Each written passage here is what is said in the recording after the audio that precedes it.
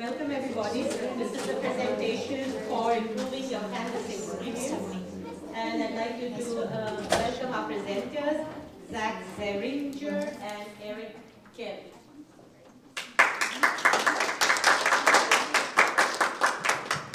Okay. Hi everyone. So my name is Eric Kelly. I'm the manager of the team that provides support for EEE and Canvas here at UCI. And I'm joined by Zach Zeringer. We're from Academic Web Technologies Support, and that's also known as the EEE team.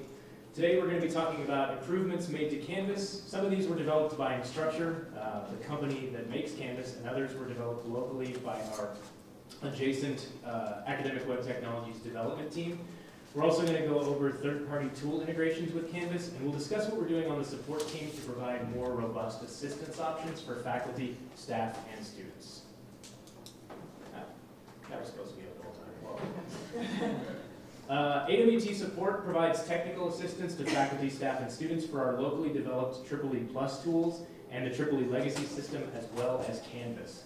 We also function as a hub that works back and forth with third-party vendors, AWT developers, and Instructure to make sure that our LMS users have the best experience possible and one that continues to get better. In my role, this is where I have to improvise. Sorry, someone else was going to give this part of the presentation today, but his wife gave birth this morning.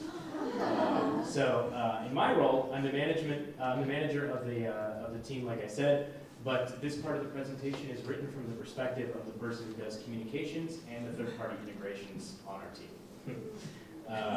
So Zach, on the other hand, is our instructional technologist, which means, among other things, that he's OIT and UCI's on-site Canvas expert.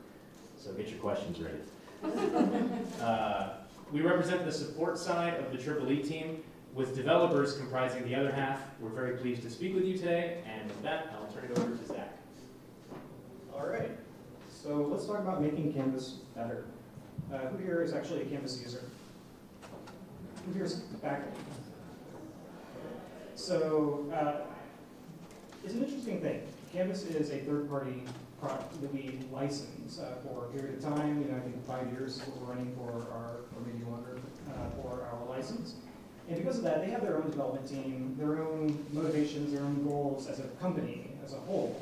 So we have to work with them and for you to make the experience better for UCI. So our team, the AWT team, support, and the actual developers, we are working to either A, develop things within Canvas to make your experience better, or working with Instructure and letting them know about the pains that our campus is going through. So let's talk about Instructure's improvements. So those of you who have been in Canvas may be familiar with the old Canvas book. For the older interface, many of the options are hidden in funny little menus nested under some of the column headers, and here and there under that mysterious gear menu up in the corner. There are very limited visual indicators to let you know when things are going wrong or when things like missing assignments and so forth. It's the gradebook that was there whenever Canvas was developed. One of the things they've done is, through feedback from universities like UCI and other universities around the United States, has updated that into a new Canvas gradebook. They've cleaned up the interface quite a bit, changed up the technology under the hood to drive it, and have done a bunch with the actual navigation menus there. So you can see there are 3 menus in the upper left corner that compose most of the actions you want inside of Canvas, inside of the gradebook. So we're looking at things like switching view options and actions like exporting the gradebook or importing. A lot of that stuff has been moved under 3 menus there. Cleans up the interface. It also makes some room for some of the things that we'll talk about later, those improvements that we've actually done to the interface ourselves. So what other improvements happen in the gradebook? Well, grading has been, I guess, lacking, to say the least, inside of the actual gradebook itself. SpeedGrader, on one hand, is actually a pretty intuitive tool for grading, and those of you that are used to using Canvas may be aware of that. But they've moved some of those functionalities into the gradebook itself. As you can see now, there is a what you can call a grade detail tray. It's like essentially a mini SpeedGrader. It allows you to mark different statuses. They now have visual indicators for things like late assignments, missing assignments, excused. These are for you to hand in or in provided that you are grading something that's on paper and you literally have received it late. It'll also automatically populate those statuses if they were turned in via an online assignment. You can also leave a comment and then submit it, all within that. And submitting doesn't take you out of the interface, actually leaves you in there, and you can click the arrows that would be to the right or left of the student's name at the top to move to the next student. So this is essentially, if you're grading on paper, something in your hand, and you want to enter grades in the SpeedGrader-like interface, this is it. Oh, and I want to point out too, you notice that it also will highlight the row and column for the cell that you're in. That's actually a nice thing. We have a huge grade book and a lot of students. It helps keep track where you are within the interface. Nice. Okay. All right. Who remembers this? Who's our long-term EEE legacy users here? Anybody have familiarity with the? Yeah. Okay. So this is a much missed feature. It's the fact that in EEE legacy, grading was not automatically released to students upon actually entering a grade. Okay? The old Canvas gradebook actually did. As soon as, by default, in the old Canvas gradebook, as soon as you typed in a score for a student, it would immediately release the grade to that student. Some faculty don't know that. You may not know that right now. You may have been experiencing students immediately emailing you after grading and saying, why did you just give me a D on my paper? This is an inconvenience, and through a lot of complaint from us and others, they've improved that in Canvas. There is now what's called post policies inside of the Canvas interface, where you can set the post policy to manual. This means that any grading that's done is kept to you and the TAs that are working in your course space, and you have to take a separate action to release that assignment to the students. You can release grades based off of just the ones you graded. You can release grades for everyone, even if you haven't graded them. And you can also release grades one section at a time. You see there's a toggle there for specific sections. So if your course space is a multi-section course space, and you want to, let's say you've made a space combined with the lecture and 5 discussions, and you want to release the grades for just discussion 1, you can scope it down to just grading the the one discussion 1, and then release the grades for those, and then move on to the other 4 at the end. Other improvements. Late policies, that's another thing. So if you want to deduct points by percentage based on hours or days a submission is late, Canvas can automatically start deducting the points for you. So whatever your policy is, you could probably build it, or maybe with some slight modifications, to have Canvas automate that. So any online assignment that a student has submitted late, let's say that for every hour that the submission is late, you can have it deduct, let's say, 5% from the grade. That's pretty extreme, like 1% or something like that. You can also do it by day. So you also have additional view options. One thing that we've discovered is pretty popular, especially with combined course space, is the ability to view SpeedGrader and Gradebook, one discussion section at a time.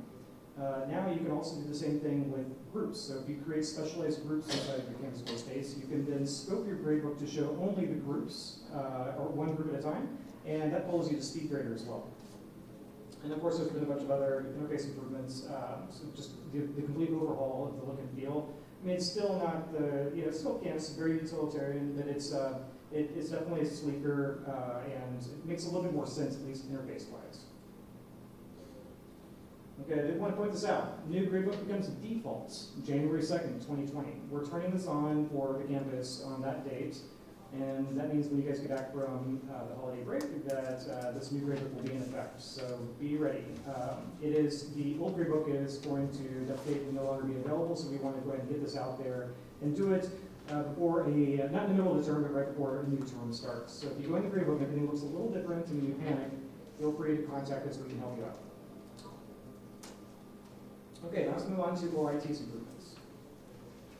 These are things that we've done inside Canvas to make it better for UCI specifically. One of the things we've run into is the fact that Canvas doesn't have the student ID number. Canvas is relying heavily on what's called a UCI net ID, or the login ID, as identifying a student, and also a lesser known ID number that nobody actually knows. It's a way of tracking the student uniquely for the campus. Well, faculty don't know that number, and they usually don't rely heavily on UCI net ID. So we need to get away, or get student ID numbers into the Canvas gradebook, so when you're grading, you can actually determine the 2 or 3 or 4 students in your class that all have the same name is the right student you're actually providing a grade for.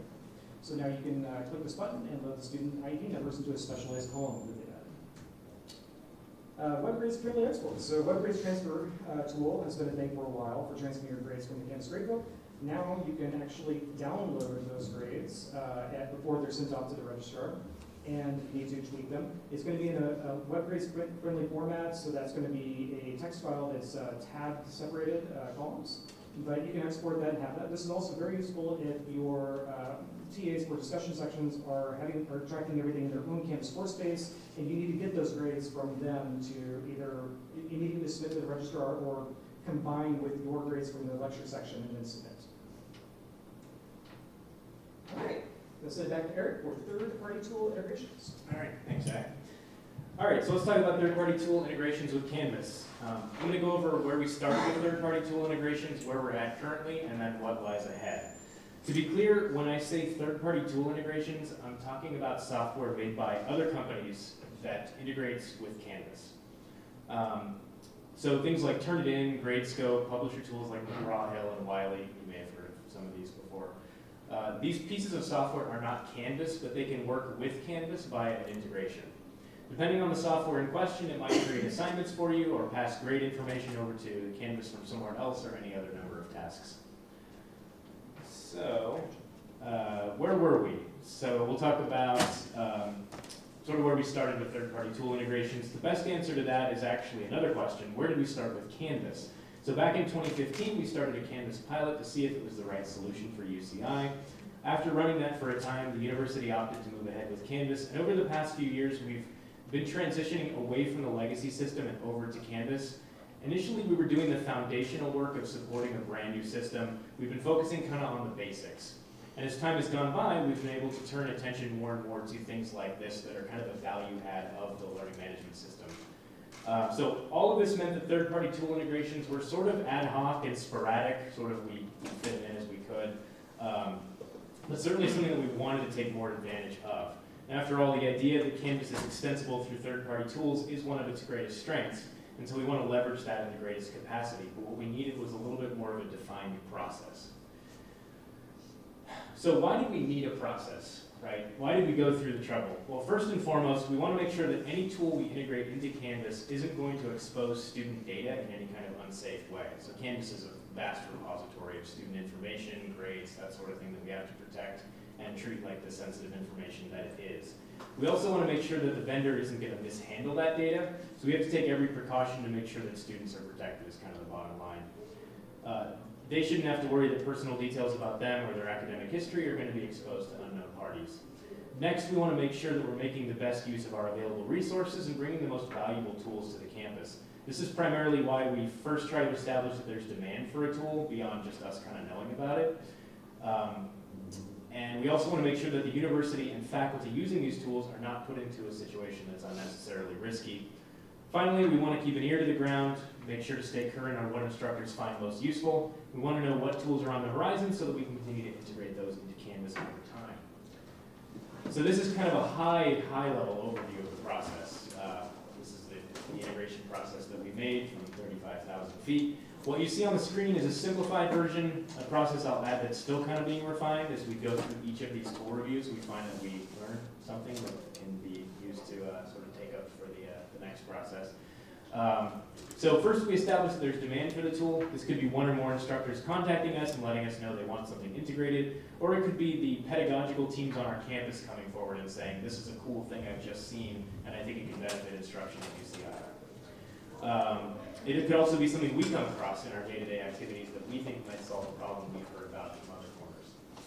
One way or another, a need is established. After that happens, we go into kind of an information gathering stage. Our first stop is to talk to the vendor that makes the tool. We want to know what it does, how it works, what types of data it accesses, to find out if there's a cost involved. It's kind of important. We typically ask them to fill out a survey. They submit this thing called a HECVAT, Higher Education Cloud Vendor Assessment Tool, for those playing the home game. It's an industry standard document. It's basically a spreadsheet with a bunch of tabs, hundreds of questions that talk about all of their processes around student data, how they operate, disaster recovery, that sort of thing.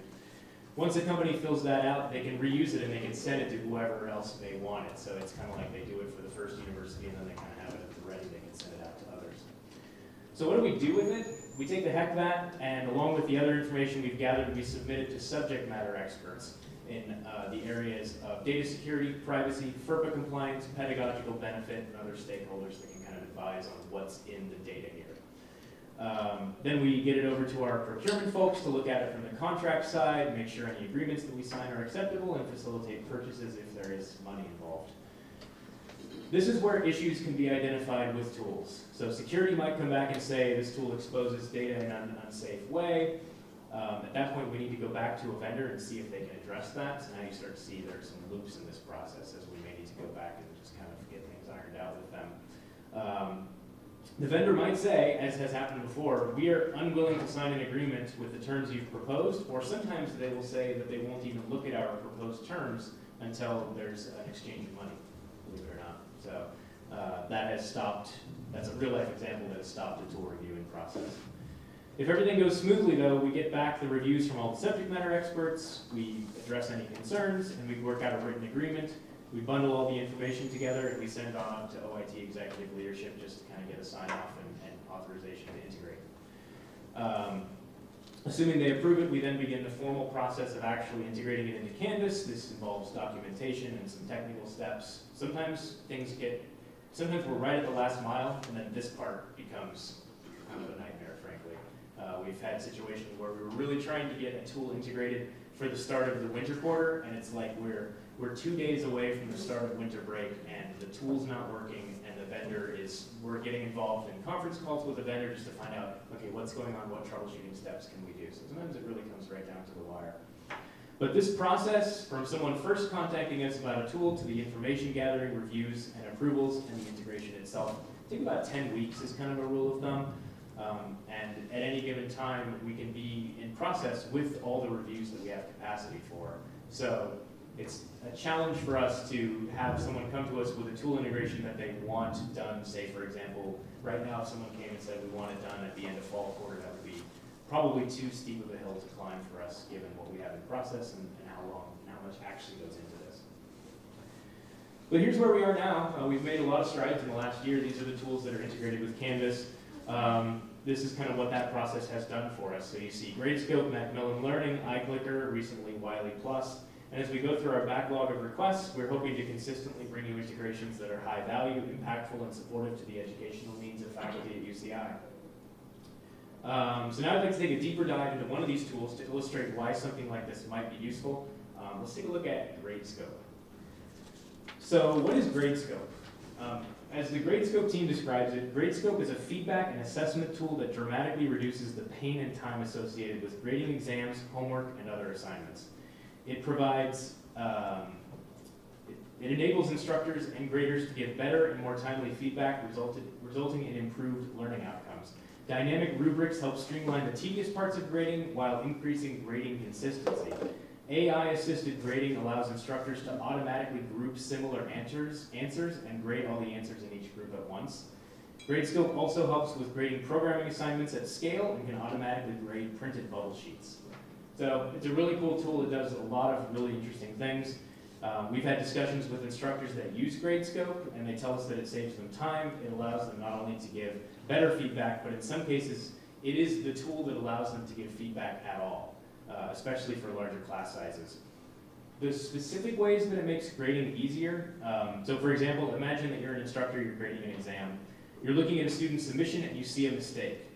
So right then and there, you can add an item to your rubric without leaving the student's submission to deduct points for something that they didn't get quite right. Then you can move on to the next student, and they get the question right, you mark it correct, you move on. The next student makes a new mistake, you create a new rubric item and you deduct a few points, and say you go on, and you finally figure out, actually a lot of my students are kind of making this one same mistake. Maybe there's an opportunity in my lecture I should be more clear on this item or something like that. So instead of making this be 3 points off, I'm actually going to make it worth like a 2-point loss or maybe a 1-point loss. If you make that change in Gradescope, it retroactively applies that grade to all the things that you previously graded. And that's something that no tool that I know of does. Canvas itself does not do this. So if you get halfway through, you have to make a painful choice. Do I go on with my initial decision, or do I go back to 160 students and change the point up, right? So really cool tool. We'll talk about one more example. It's AI-assisted grading. I'm not sure how widely used this is on campus, but if you can, give it a whirl. With AI-assisted grading, Gradescope itself can scan all the answers submitted for a particular question and group the responses according to its impression of each one, right? So, for example, like if you've got a certain set of responses, it's smart enough to know like all the students that answered 7 on something, right? The classic example they gave was filling in a map of, pick a certain state, or like what was which country was involved in this conflict, and you need to shade it in on this actual answer sheet on the piece of paper. It will group all the students who got the right answer. It'll group all the students who picked, say, a different country, and a different country, and a different country. And then all you have to do is assign answer values to each one. And then it will just send that, you just validate the data real quick, and then it'll just distribute the scores automatically. So it's a pretty cool tool. It does a lot of stuff. And this is over to you, Ray. So we've gone over a lot here, and I'm sure that there probably will be questions, and that's fine. We're here to support you in any way we can. So we're the support team for all of these products, including the EEE Plus and the legacy tools as well. So how do you get in contact with us? So we've got a few ways, and I'm sure some of you have actually used them in the past. So EEE-support at UCI.edu is our main email address that we will generate a ServiceNow tickets for you when you email us that. We've got a new one. We've got our direct phone line now, so no longer do you have to call 2222. It's still fine if you do, but you can call us directly at 43113, and that'll put you right into our phone system in our offices. So that's a great way just to dial directly. You don't have to go through any hoops to get to us to actually speak to one of our support members. And also, I think I recognize people in the audience doing these one-on-one sessions. So we're also offering Tuesday through Friday at 9 a.m. and then again at 1 p.m. one sessions. It's slated as Canvas focused, but really it's for any of our tools.